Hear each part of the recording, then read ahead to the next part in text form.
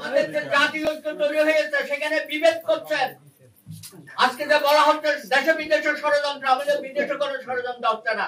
হাসিনার কোনো ক্ষমতা নাই বাংলাদেশের ষড়যন্ত্র করে এই নির্বাচন থামাবে।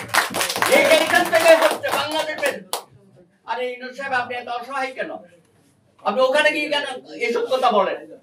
ষড়যন্ত্র এখানে আমরা মোকাবেলা করবো, দেশের আজাদ মোকাবেলা করবে।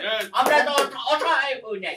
সুতরাং আপনি যে বলছেন নির্বাচন নিয়ে যারা মাঠ গরম করে, আপনি জানেন সমস্ত গ্রামে গঞ্জে দেখেন, কালকেও 2-3 দিন আমি ঘুরেছি, এই জামাতে ইসলামী এবং ইসলামী আন্দোলন এত পোস্টার লাগিয়েছে, এখানে বিএনপির পোস্টারও খুঁজে পাওয়া যাচ্ছে না।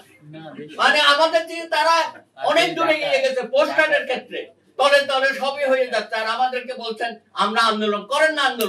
আন্দোলন করতেই পারেন, আপনার তো অধিকার, এটা সাংবিধানিক অধিকার। হ্যাঁ, এই আন্দোলন হবে 5 বছর পরে যে নির্বাচন হবে, সেই নির্বাচনের কর্মসূচি আপনি দিতে পারেন। অনেক ধন্যবাদ।